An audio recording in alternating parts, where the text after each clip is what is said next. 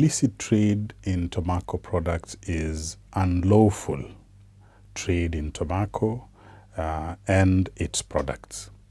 And this means that the product is not regulated by government and it follows channels outside of the official government trading channels.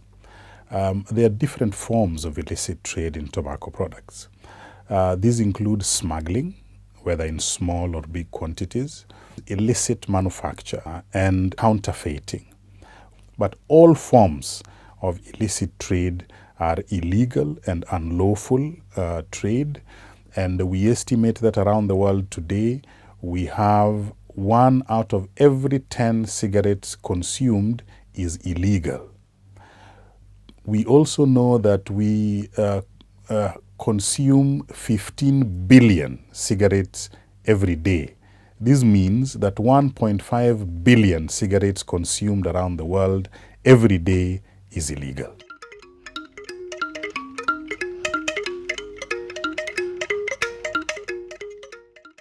Illicit trade makes tobacco products more accessible. This is because they tend to be cheaper than the regulated cigarettes, and therefore they are sold under the table.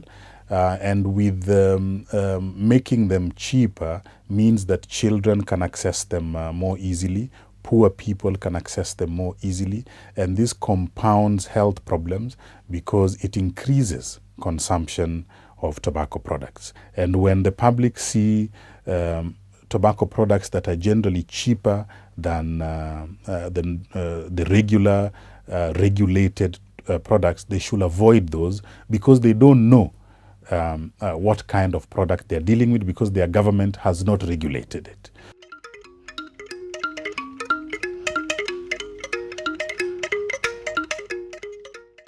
What countries are supposed to do first is to ratify this protocol, because the protocol has been negotiated and now it is at the stage where each country is supposed to ratify it. Partly why the theme for this year, World No Tobacco Day, is illicit trade in tobacco products.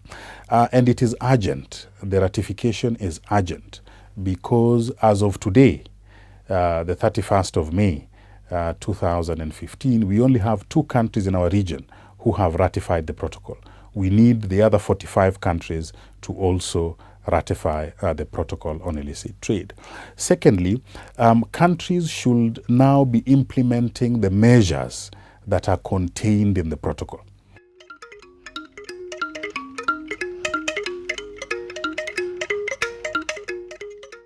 Some of the key measures that are contained in the protocol include that countries should require all tobacco products to have clear markings that indicate that that product is meant for that market.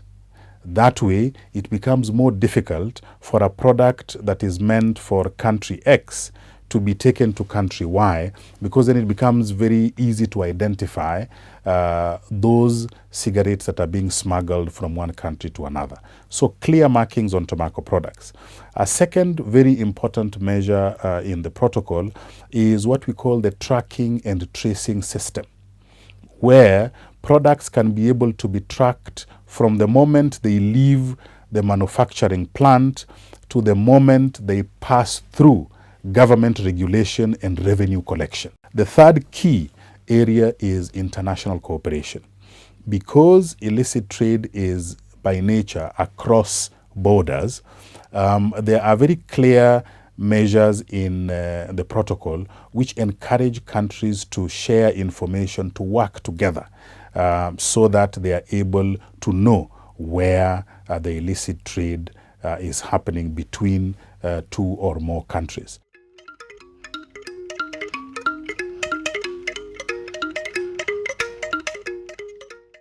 What WHO and particularly the regional office for Africa is doing right now is we are providing countries with technical support to understand what the protocol is about, to understand the gains that a country will be able to achieve by ratifying and implementing the protocol, and also building the capacity of governments to be able to effectively implement the protocol to eliminate illicit trade in tobacco products.